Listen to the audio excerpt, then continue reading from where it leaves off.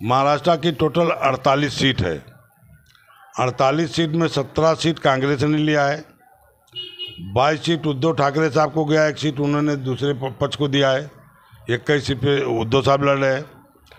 और 10 सीट पर, सिर्फ 10 सीट पर शरद पवार साहब, हमारा इतना बड़ा महाराष्ट्र का देश का लीडर, तो शरद पवार साहब ने और हमारे प्रांताध्यक्ष जयंतराव पाटिल साहब ने अपने कलेजे पर समझ लो पत्थर रख करके सब्र करके ये समझौता गठबंधन किया है। नमस्कार, मैं हूं राजकुमार विश्वकर्मा। आप देख रहे हैं जेएमए न्यूज़ और टुडे फ्लैश न्यूज़। इस समय मेरे साथ में चांदीवली विधानसभा के सबसे सीनियर नेता एहसान उल्ला खान, जो पूर्व नगर सेवक हैं और राष्ट्रवादी कांग्रेस पार्टी शरद चंद्र पवार के मुंबई के प्रदेश प्रतिनिधि और मुंबई के महासचिव के पद पर कार्यरत हैं।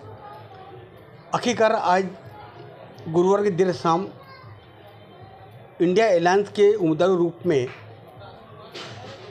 वर्षाताई गायकवाड़ नाम घोषित हो गया है। वर्षाताई गायकवाड़ नाम घोषित होते हुए मुस्लिम माइनॉरिटी उत्तर भारतीयों में एक रोष पैदा हो गया।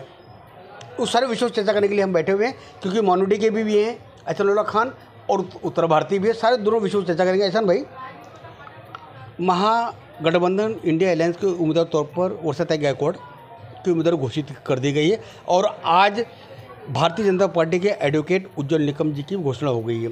स्थिति पूरी साफ हो गई है। मुंबई के 6 लोकसभा सीटों पर सारे उम्मीदवार घोषित कर दिए गए हैं। 5 सीटें गई है शिवसेना को, 1 सीट आई कांग्रेस को।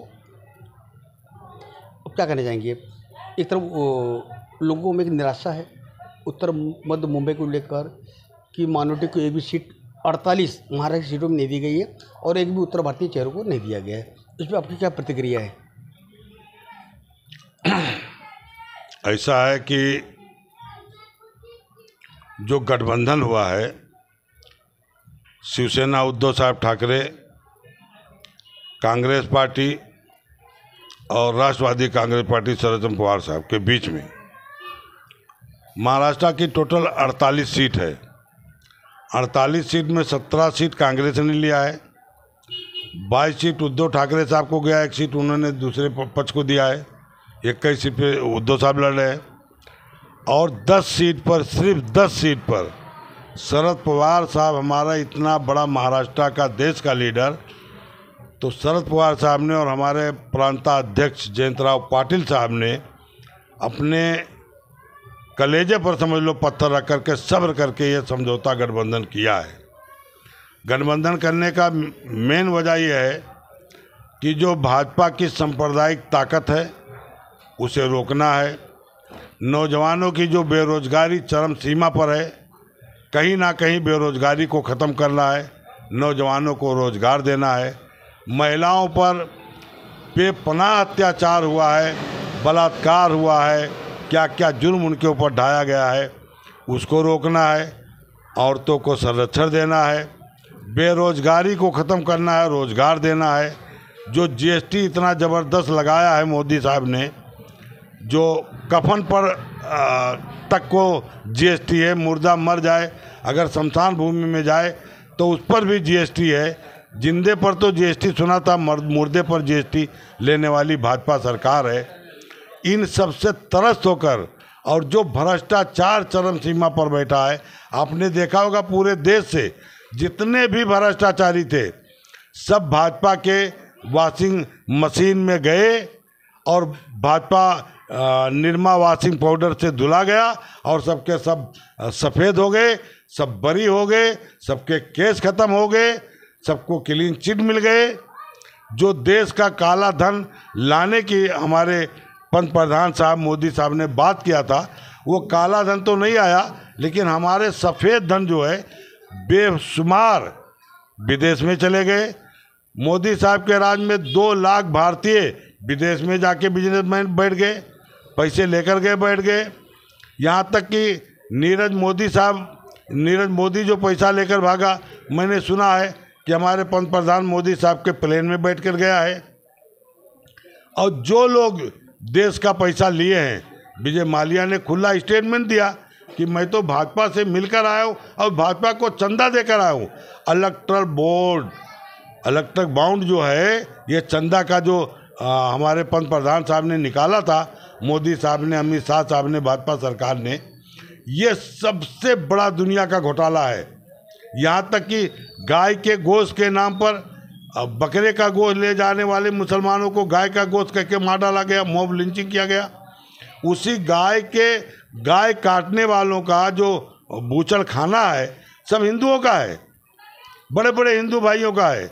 अग्रवाल का है, किसका हाल कबीर है, मुसलमानों का नाम रख के सप्लाई कर रहे दुनिया में। जब 2014 के पहले हिंदुस्तान का बीफ सप्लाई तीसरे स्थान पर था।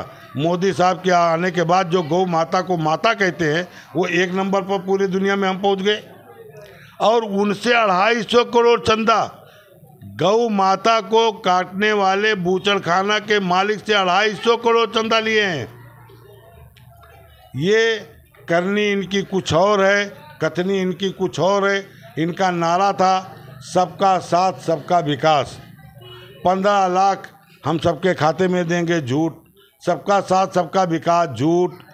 बेरोजगारी खत्म करेंगे, 2 करोड़। ऐशान भाई, सवाल मेरा ये है, मैंने जो सवाल किया, मैं आपके सवाल पर आ रहा हूँ।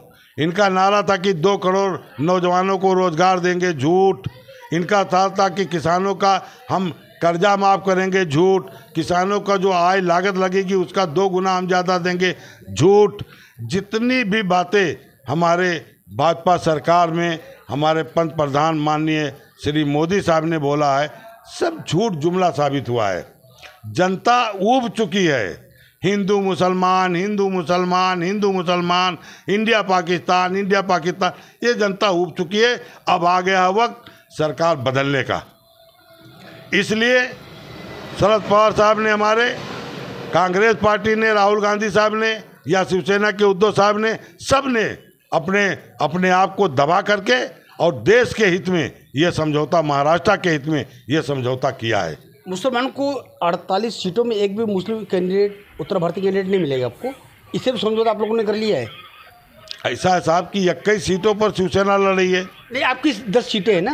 हाँ तो सुना जा रहा, 10 सीटें में एक भी मुस्लिम कैंडिडेट दिया शरद पवार जी ने। बता रहा हूँ भाई, ऐसा है कि शरद पवार साहब के तरफ से हसन मुशर्रफ साहब से अगले बार हमारा 21 सीटों पर था, कांग्रेस के साथ अलायंस था, तो हसन मुशर्रफ साहब थे।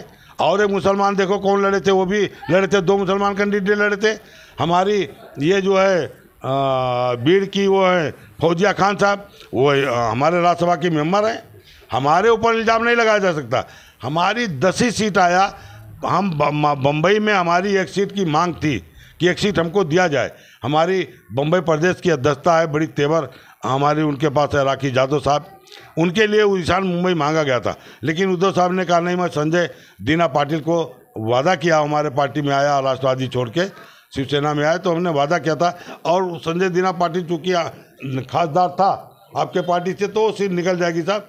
सीट निकालना है, ये मत देखा जाए कौन लड़ रहा है, कोई भी लड़े लेकिन सीट निकले, तो इसलिए दिया गया। हमारी तो 10 ही सीट है और पूरे महाराष्ट्र में हमारा है।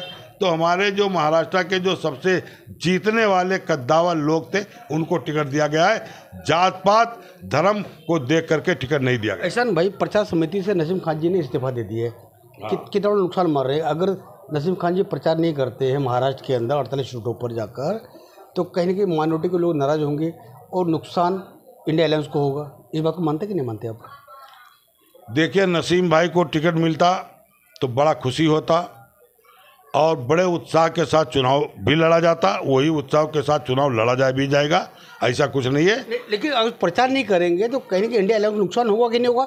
मेरा सवाल आपसे है। मैं उसी सवाल पर आप कह रहा हूँ कि नसीम भाई ने इस्तीफा दिया है। नसीम भाई कांग्रेस पार्टी के एक कर्मठ नेता हैं, माइनॉरिटी का एक चेहरा है, उस हिसाब से उनको टिकट मिलना चाहिए। लेकिन अगर पार्टी की मजबूरी थी, वर्षा ताई गायकवाड़ मांग रही थी टिकट धरावी क्षेत्र से, नहीं पाई, वो यहाँ नहीं आनी चाहती थी। कांग्रेस 2 सीट मांग रहा था, नहीं पाया, तो 1 सीट पर उनको समझौता करना पड़ा। चूँकि ये जो हमारा बाउल क्षेत्र है, ये 18 लाख मतदाता हैं इस जिले में। उत्तर मध्य मुंबई में 18 लाख मतदाता हैं 18 लाख मतदाता में 5 लाख मुस्लिम हैं, 3 लाख दलित हैं। मुसलमान को मिलना चाहिए लेकिन नहीं मिला। नसीम भाई ने जो किया अपने हिसाब से भाई उन्होंने अच्छा किया, मैं तो नहीं कह सकता। मेरा सवाल ये है कि अगर प्रचार नहीं कर रहे हैं तो इंडिया अलायंस को नुकसान होगा कि नहीं होगा, मेरा सवाल ये है। नहीं, अगर वो प्रचार पहली बात तो करेंगे, नहीं करेंगे ये सवाल ही नहीं उठता है, क्योंकि कांग्रेस के वो आमदार रह चुके हैं 20 साल, मिनिस्टर रह चुके हैं 20 साल। पहली बार उन्होंने चुनाव लड़ा, पहली बार राज्य मंत्री बनाया गया, उनको कांग्रेस पार्टी ने बहुत नवाजा है। मैं नहीं समझता हूँ कि नसीम भाई प्रचार नहीं करेंगे। नसीम भाई प्रचार, ये सीट निकलेगी उत्तर मध्य मुंबई जिला की। इंडिया अलायंस लोग मजबूत है अगर नसीम खान प्रचार नहीं करते हैं तो। मैं आपको स्टाम्प पेपर पर लिख के दे दूं, बरसा ताई गायकवाड़ चुनाव जीत चुकी है, 101% चुनाव जीत चुकी है, उसे कोई रोकने वाला पैदा नहीं हुआ है। एडवोकेट उज्जवल निकम जी आपको लगता है टफ देंगे? उज्जवल निकम साहब कोई भी टफ नहीं दे पाएंगे बरसा ताई गायकवाड़ को। इंडिया गठबंधन को पूरा देश इंडिया गठबंधन को वोट दे रहा है। महंगाई, बेरोजगारी, भ्रष्टाचार, जातिवाद, सांप्रदायिकता, इन सब से लोग ऊब गए हैं। महंगाई से लोग मरे जा रहे हैं। लाठीचार्ज नौजवानों पर हो रहा है, महिलाओं पर हो रहा है। अडानी और अंबानी का खिस्सा भरा जा रहा है। सारे हिंदुस्तान जाग गया है, देश जाग गया है, नौजवान जाग गया है, बूढ़े नौजवान जाग गए हैं, औरतें बहन बेटियां जाग गई है। बरसा ताई गायकवाड़ ताई छोड़ो, आपके 48 सीट महाराष्ट्र में से 40 सीट इंडिया गठबंधन चुनाव जीत रही है।